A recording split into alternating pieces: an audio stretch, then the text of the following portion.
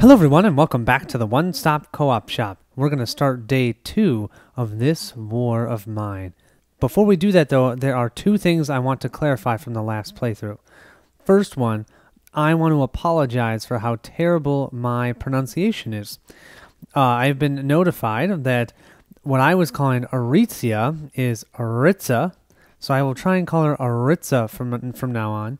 And Marin, who I think one time I called Marin, or something, I think it's Marin. So I'm going to try and do that. If I don't, I apologize, but Aritza and Marin. Okay, number 2.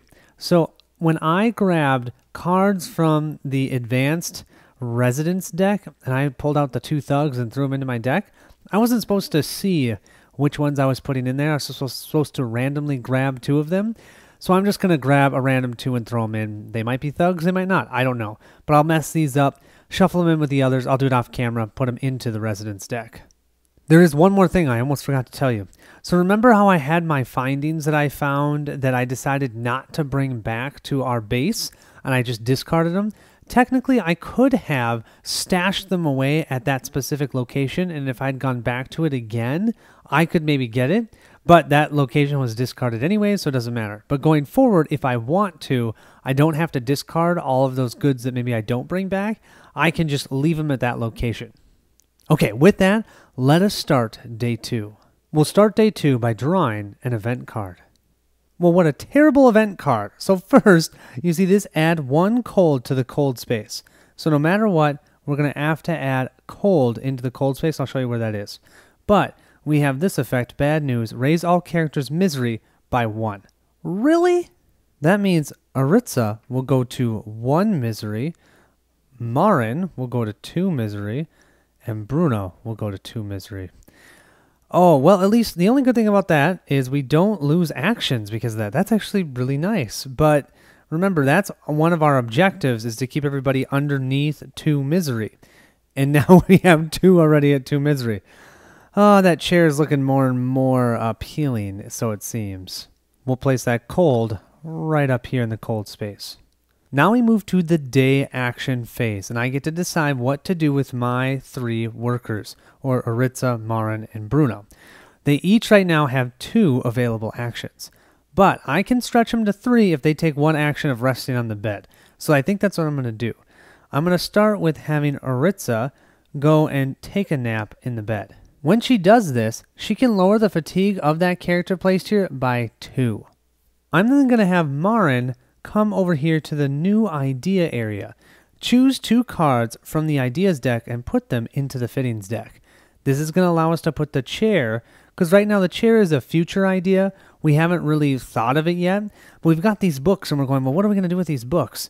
We could build a chair and then sit and read it. Maybe kind of get rid of some of that misery. Marin's going to do some building. He's going to build a workshop. This is going to give us some additional actions, and one of the biggest and most important ones is going to be to build up some board ups to start helping us with these night raids. What we need is 1 mechanical part, which we've got right here. We need 5 components. So now I've got this component over here in the storage time 5 space, so that's worth 5 components. And then we have exactly 3 wood here. Nice. And then we'll place Marin here as well, so he can build a workshop. Now we move to resolution, so we'll take care of all of this and flip it over. If you look here, one of the most important actions here is make a board up. It takes 1 component and 4 wood, and we can place a board up token on one of the holes in the shelter. Yes, but we can also make parts. We can even make a filter, which can be used to help us make something that can create water. And we can even repair a guitar. Now, if we could only find a guitar, that would be amazing. Maybe we can trade for it. I don't know. Since Aritza took a snooze, her fatigue goes down by 2. Well, it's only at 1 anyway, so we'll remove this. And she will now have 2 remaining actions, which is nice.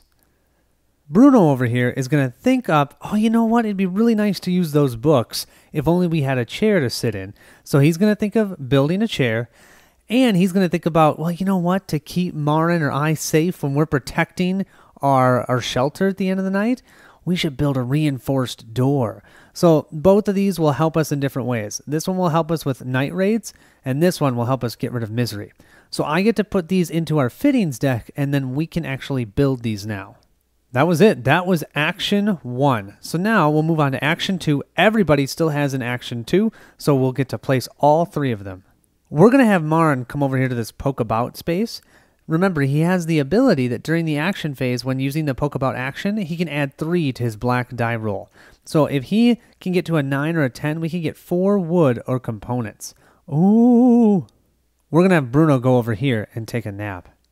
And then we're going to have Aritza come over here to the furniture and search it, see what maybe she can find. Because remember, we cleared this rubble last time. So let's start with her with action resolution. Let's see what she finds. Holy moly, she finds a lot. 1 vegetable. A vegetable in furniture. That's amazing. 2 herbs, 1 bandage, 1 water, and 1 wood. Oh. Bruno over here is just simply going to reduce his fatigue to 0 so that he will have 1 more action this round.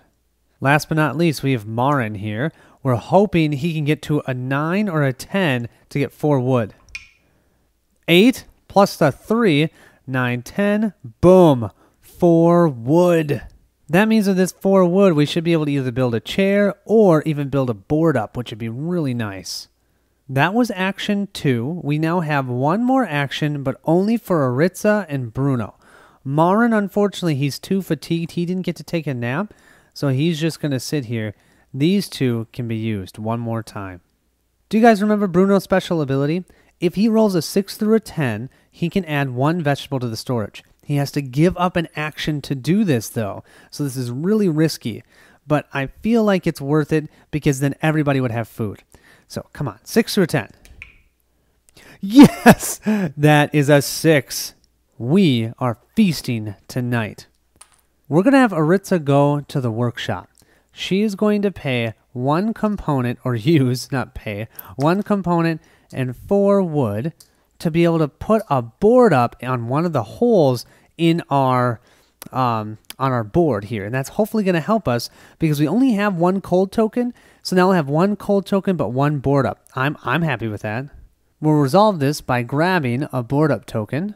And let's place it right here to block up this hole. Nice. We've now completed the day phase. Let's move to the dusk phase where we have to eat and drink. Well, we have some pretty amazing food here. We've got this canned food, which lets somebody reduce their hunger by 2. So you know Aritza is going to be totally no longer hungry by eating that. The vegetables, however, the hunger stays the same, but both Marin and Bruno don't increase their hunger. And then all 3 of them have water, so we're set to go. So we have completed the dusk phase without increasing anything. Actually, we decreased Aritza's hunger. Woohoo! We're now going to move to the evening phase, but first, we're going to let Aritza go a second time doing work in the shelter because she's a night owl. She took that nap and she's ready to go, so she'll be able to do all 3 of her actions again. So nice! Her 3 actions are going to be all about this area of the shelter. What she's going to do is she's going to come over here to the rubble. Now you see this ladder? That allows us to go down to this room. We can't immediately search this heap until we push through this rubble. So she's going to use her first 2 actions with the shovel to eliminate the rubble. So that took 2 of her 3 actions. Her 3rd action then is going to be to search this heap. Come on, be something good. And she finds, ooh, she found a lockpick. That is great. You know, she's great with those lockpicks. And then 2 components and 4 or 5? 1, 2, 3, 4. Oh, 5 wood. So we'll just place this wood marker on the storage times 5. So now we have to decide who's going to be on guard duty and who's going to go scavenging. We definitely need more food. We always need more food. So I'm going to have Aritza and let's do Bruno again because we'll do the same thing we did last time. So Aritza and Bruno are going to go scavenging and Marin's going to stay back and guard the shelter. But now he's got some board ups, which maybe will help. Well, we'll see. That does mean everybody's fatigue is going to go up by 1. So next round, Marin only has 1 action. So we're going to have to make sure he rests right at the beginning to get that back. Now the question becomes, what do we want to bring with us while scavenging? Well, I think we're going to go and scavenge at this quiet house. The only problem with the quiet house is we're probably not going to find a place to trade. But my guess is they might have some good stuff in the pantry. You never know. So, and look at this. If we roll for special findings, a 10 is a canned food, 7 or 8 is a vegetable. Yeah, there's just a lot of good stuff here. We can even get another book. That's just going to make our chair even better. We can even maybe get something like a heater and start getting rid of those cold tokens. So I think what we're going to do, oh yeah, and since you see how it says closed door, we're definitely going to want to bring the lockpick. And I think, but it weighs something. I don't know. Definitely the herbs. I mean, they're at least worth 1 if we can find someone to trade with, and we can carry them for free. So let's do the 3 herbs. I don't know. 1 electrical part. I think I'll do 1 electrical part too. Remember that we start at level 1 with the noise. Even though at the end of the last round we weren't at level 1, that was last night. Tonight, we're starting off nice and quiet. And since we're going to the quiet house, we get to draw 14 exploration cards and go through them one at a time. Are you all ready to start scavenging? Let's see what we get. We start with map card. Check if the current location has a jammed door. No, we have a closed door. So we'll draw 1 card from the exploration deck over here and flip it over. We found a hideout. You may ignore this card or hideout. Return as many exploration cards as you wish and lower the noise by the same amount. Useless. Our noise is already at 1. Let's go to here. Ooh. You may ignore this card or search the heap. Return 2 exploration cards and raise the noise by 1, or raise the noise by 1 and roll for noise to resolve 1 card from the findings deck heap chart. I'm definitely going to raise the noise level by 1 and roll for noise. We'll raise our noise to 2, and now we'll have to roll the die. We just have to roll a 3 or higher. It's an 8. Nice. Let's snag this finding deck, shuffle it up a little bit, and let's grab this one, looking at the heap pile. Whoa, we found a broken pistol and ammo. We found that at a quiet house. That's not a very quiet house, if you ask me. So remember, every time you do one of these finding cards, you get to roll for a special finding as well. Let's see if we find something. We got a 7. A 7 is a vegetable. Yes, that is food. We have to shuffle that findings card back in. I just did that. And now let's draw our next exploration card. Oh, another search. You may ignore this card or search the furniture. Return 2 exploration cards or raise the noise by 1 and roll for the noise. Oh, do we want to stretch it? I mean, we'd only be at a 3. I think we're going to raise the noise by 1 and roll for noise. That's going to push us up to a 3. Now we have to roll a 4 or higher. Otherwise, we're going to meet a resident. And we just added some more not nice residents, so I don't know. This could be risky, but I don't want to lose exploration cards quite yet. A 4 or higher. We can do that. Nope, we definitely did not. That is a 1. So we were way too loud when we were about to search the furniture. First thing we do is we reduce our sound back to 1. And then we draw the top card of this residence deck. We found civilians.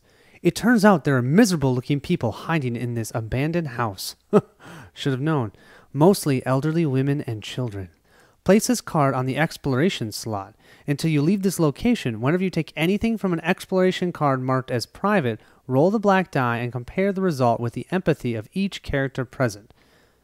A result equal to or less than a character's empathy raises their misery by 1. Oh. You may return 1 exploration card to talk to them or trade with them, and we can do that. Either look at page number 123 or 993. At the end of the scavenging, we can shuffle this back in the residence deck. All things considered, this is not terrible. Here's the thing, though. We just found a private location, right? So we now can search the furniture. But if we do that, we're going to have to roll for empathy. And if we roll, look at Aritza. Aritza is at empathetic level of 6. So I have to roll a 7 through a 10 or her misery goes up. Now, Bruno, on the other hand, he's not very much of an empathetic individual. He wants his food. So I don't have to worry about his misery going up, really. I mean, I just have to roll a 3 or higher, which, of course, I tried to do this time and I failed. But Aritza is very likely to increase her misery. But I think I got to do it. I feel terrible, but I've got to get something from this furniture. So I'm going to do this, but why don't we roll for empathy first? This is for Aritza. We're looking for a 7 or higher. Oh, it's an 8. Okay. Now, Bruno, we need a 2 or a 3 or higher. Okay, it's a 10. Oh, that's nice. So although we feel bad about taking stuff from them, we're still going to take stuff from them. Sounds terrible. Okay, we're looking at the furniture this time. Well, we get an electrical and mechanical good from the furniture. We're supposed to get an herb, but we found all the herbs already. There are no more herbs left in the box, so that means we don't get an herb. Oh, that stinks, but we still do get to roll for our special finding. Looking for some more food. Come on, more food. An 8! That's another vegetable. Dun dun dun dun dun dun. More food. Okay, I think our next thing we're going to do is we're going to try and trade with the civilians. So we're going to spend, it looks like just one exploration card, and we'll read number 9993. You can see with 993, you may buy any of these tokens. Red, a broken weapon, ammo, or weapon parts. We can get herbal meds, herbs, or chems, and we can get books, mechanical parts, electrical parts, saw blade, shovel, or coffee, sugar, cigarettes, or moonshine. And what's awesome is trade commission is 0. Now, what does that mean? In the journal, they have this trade sheet area, and here it tells you about what the trade commission is. Before the trade begins, you must pay the trade commission first. It means you must discard tokens of the total value depicted in the trade description of a given card before you start bartering. Well, here's the thing. Our trade commission is 0, so we can just get a dollar for dollar difference, which is amazing. We all know that we're a little bit addicted to cigarettes and to coffee. So, and we've got those bars that'd be awesome to be able to get through, so the saw blade would be perfect. So I want to trade for a saw blade, 4 cigarettes, and 2 coffee. That value is 5, 6, 7, 8, 9, 10, 11. So I look at what I found in my finding pile so far, or what I brought with. I brought 3 herbs, a mechanical part, so that's 5, plus there's this electrical part, 8, plus this ammo is 11. So I'll discard these tokens, and I get to put these tokens into my findings pile. You know what's awesome? All of these don't weigh anything either. Yes! Okay, that was definitely a worthwhile trade. So let's keep exploring. We find Poke About. You may ignore this card or Poke About. Return 1 exploration card or roll for the noise. 2, choose 1 finding from the special findings chart from the... We can get canned food! I'm sorry. This is so awesome. So we're definitely going to roll for noise because guess what? Our noise is at level 1. So I just have to roll a 2 or higher and I should be fine. Come on, 2 or higher. Yeah, we're good. We get to choose one of these. Canned goods or meds. Both are so incredibly good. Here's the thing. Meds don't weigh anything. Canned food does weigh something. Now, nobody needs meds right now because nobody is ill. But I have 3 vegetables over here. I think that's right. It seems like I should only have 2, but I think I have 3. At least that's... Oh, no, there's only 2 here. No, there's 3. It was stuck there. So if I have 3 vegetables, do I need canned food? But canned food is so helpful. I think we're going to go canned food. If nothing else, it's worth more. So we'll do the canned goods. We'll hopefully find a way to get meds another way. Now you notice I didn't have to roll for empathy, and that's because this did not say private on it. So we just kind of poked about around the house. The civilians didn't care who were hidden there. If it was private, that'd be like poking about into their stuff. Yeah, so we didn't do that. Thank goodness. All right, draw the next one. Ooh, reality impact. Something unexpected has happened. Come on, don't be a bad color. Be a really nice one. Oh, blue? Blue shouldn't be terrible. So what we do here is we draw a card from the exploration deck and check the number that matches with that color. So the top card of our exploration deck is here. Blue is 380. We step into the room. The boards creak beneath our feet, but then we hear the telltale sound of a rifle being cocked. A teenager with the eyes of a trained killer is aiming at us. It takes us a while to realize that it's Myro, the son of our former neighbor, Miss Razisis. The boy also recognizes us, but he doesn't lower his weapon. Go away. Mother was killed and I've barely got enough food for myself. We can either raise our arms and back out of the building, or we can try talking to the boy. He may need some help. Oh, come on, he's a neighbor. And it's a boy, it's a teenage boy. We've got to help. We got to go to 1629. So at 1629, we can either share our food with him. If we are carrying in the findings pile like any canned good, raw food, or vegetables, we can discard 1 token and go to 1284. Or we can just go back to the game. I mean, we've gone this far. I've got a vegetable. I just got an extra canned good. Let's give it to him. Let's see what happens. He caught the package with his left hand and sniffed it. He swallowed nervously and said, "Well, what else have you got there? Give me the bag!" We can either hand it over or, holding on to our stuff, we slowly back out of the room. I'm not going to give him everything. Discard all green tokens? No way! We're going to hold on to our stuff and slowly back out of the room. He didn't shoot. When we got outside, we heard quiet weeping. And when we were further away, there was a feeble cry of, "Thank you." Write down 1935 on the save sheet in the epilogue section. So I'm going to try and write with my kind of busted hand here. 1935. Hopefully I can read that. Oh man, that looks terrible. I'll have my wife rewrite that for me later. But I'm assuming that if when we get to the epilogue, we will read whatever 1935 is. I'm hoping that the boy's okay, because we gave him some vegetables. That's what we could do. I feel like we at least helped him a little bit. Whew, okay. Let's draw the next card. Let's see what we find. We find a door.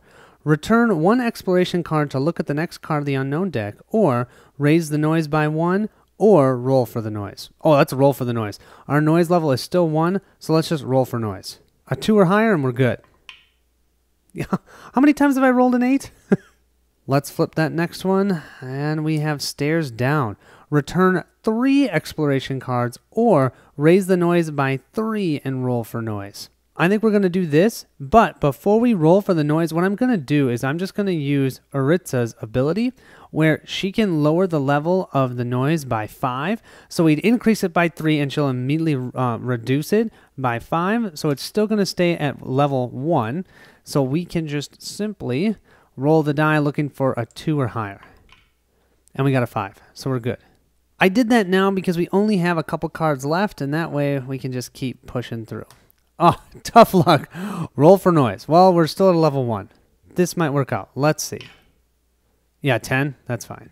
Okay, come on. We need to see if we can find something else. It'd be nice. A hiding place. You may ignore or return 2 exploration cards to use at any time during the scavenging phase. And we only got a few cards left. I think I'm gonna ignore the hiding space. So let's draw the next exploration card. Jeez, stairs up. Return 2 exploration cards or raise the noise by 2 and roll for noise. Okay. I'm gonna return 2, and then we're just gonna hope that this is a findings card. Come on. Nope. It's another reality impact. Okay. Check the number to the exploration to this locations card. So the exploration chart is right here. Let's see what color we get. Shuffle, shuffle, shuffle, shuffle, shuffle. Let's snag this one. Oh, it's green. That's number 816. In harsh times, children can turn anything into fun. In an empty room, a small black-haired girl tilts a bucket filled with water from left to right. She's making small waves in the water. A wide smile appears on the child's cute face. "This is the sea," she says with pride. "When I'm big, I'll go to the sea, and over there, you have skis. I'll go to the mountains, too." Cross-country skis hang on the wall. In a different district, they would have been used for firewood a long time ago. Their owners must be sentimental, keeping them for so long. Or maybe they're just hopeful. We take a look around. Then we ask the child where her parents are. "What do you think?" she asks incredulously. "They're sunbathing." We look out the window. A man and a woman are lying on a straw mat. The skinny couple are sunbathing in their clothes. They're even wearing sunglasses, even though the sky is full of clouds. They're waiting. They know that the sun will come out eventually. We don't know why, but stealing from them just didn't even occur to us. We left the house and went on our way. Well, that was it. We didn't have to worry about encountering anything there. We just had the story. Looks like that family is living in a dream, and sometimes that can be better than real life. So we're going to place this reality impact card underneath the quiet house. If we want to go back here again, we won't have to worry about drawing this reality impact card. That's why it stays underneath here. But now let's look at our findings and see what we're going to bring back. Well, if you look here, look at this. We've got only 3 items that weigh anything. Everything else does not weigh anything, so we don't have to worry about inventory. Our inventory is 6, so we have 3 open spots. And that honestly is perfect to bring back 1 wood and 2 water. Because remember, we found 1 water in the furniture, so we have 1 water left over in our storage, and now we should have a total of 3 water, and we're still going to have 3 food. 1, 2, and 3, so that will be great for us for next round. We're not going to leave anything behind. We're taking everything with us. We're going to have to shuffle these exploration cards back into the exploration deck, and these civilians will also go back into the residence deck. We will now draw a night raids card. Let's see which one we get. Well, we found some hobos. So the hobos are going to do damage of 3 tokens from our resource, starting with the most expensive, which is just terrible. Here's the thing though, we have 1 board up, so we get to subtract either 1 to the wounds or to the damage that the hobos do. And here's the thing, the hobos, they don't do any wounds. Great, but they're going to take our 2 most expensive items, which are going to be the shovel and our bandages that we found. So both of those are gone. Oh, that just hurts. And here's the thing, these hobos, after they come, they're gone for good. So we'll just discard this card. Actually, we'll just remove it from the game. Now we move to the crime raid, and we're just going to shuffle these 2 face-down resident cards into the resident deck. And now all the upgraded, more difficult resident cards are now in this deck. So now our scavenger party returns. We've got all of our goods here. We've got tons of items, but what we're missing really stinks because I really want that shovel back. We now will draw a fate card. Let's grab this one. We have raise the wounds of all wounded or unbandaged characters by 1. Don't have to worry about that. Heal wounds, don't have to worry about that. Discard, don't have to worry about that. Okay. If cold tokens minus board ups, so we have 1 cold token and 1 board up, so that's 0, equals 3 or more. Nope, don't have to worry about that one. Exchange the nearest location. Well, that means we can say goodbye to the quiet house. We'll shift the other 2 up, which means what's next in line for the closest is the construction site. And we'll draw a new location called the supermarket. Oh, that's got to be a good place for food. And that will be in the farthest location. We resolve weight tokens, and so there's no weight tokens, and then we resolve the B spot on each character. So Bruno, B. If Bruno is hungry level 2 or 3, raises misery by 1. He's only hungry level 1, so we don't have to worry about that. Marin, we must discard 1 coffee from the storage, and guess what? We got coffee. So he gets his coffee, no raising of misery. For Aritza, if she had a guitar, then we could lower another character's misery by 1, but we haven't found a guitar yet, so nothing happens. So now we'll just take this card and shuffle it back into the fate deck. And now we'll draw 2 narrative actions. Oh, we've got Vigilant Watch. Play during the night phase. Lower the damage wounds from a single night raid card by 4 tokens, resources, or wounds. It does still require a character to be on guard duty, or who's there. Pay at the end of any phase. Draw and resolve 2 cards from the visitor's deck. You know what I'm going to do? This one's hard, so I'm actually going to leave both of those up, and then you guys can tell me what you think that we should take, because I don't know. I kind of like this one. I've only one time drawn from the visitor deck, and it was a good thing. It was a really good thing. So maybe that's what we should do. But reducing wounds, yeah. But we did get this this pistol here, even though it's broken. I don't know. So I don't know. I'm curious what you guys think. Well, that's it for day 2. I've got 2 people at misery level 2, so I'm gonna have to build that chair probably next round to start reducing our misery. I am really in a bind without that shovel because I'm going to have to use 2 people's actions to get rid of rubble, which really stink. But I did get the saw blade, so getting through these bars will be easy, and I can at least search this furniture for some more goods. Maybe find another shovel. Who knows? But yeah, I'm curious what you guys think about which narrative action to use. And then 2 other things I want to mention. 1, I'm going to be going on vacation at the end of this week for 2 weeks. So that means that day 3 is probably not going to come out for almost 3 weeks because I'm not going to be here. Letting you know that just so that when you see you've watched this one, you're going, where's the next one? Well, it's going to be a couple weeks. And then the second thing is after I'm done with this, I've just talked to AntLab Games and they really like this game. And I'm enjoying it, but it's probably not going to be one that I'm going to play with my wife. So I'm going to send it over to them and they're going to be able to do a playthrough of this as well. So be on the lookout for AntLab Games playthrough of this because they will have an awesome time with this, I can just tell you. And they do great playthroughs, and you haven't checked their channel out, please do. You will not be disappointed. They do great full 2-player playthroughs. Love it. So anyways, thank you all so much for watching, and I hope you have a good rest of your day.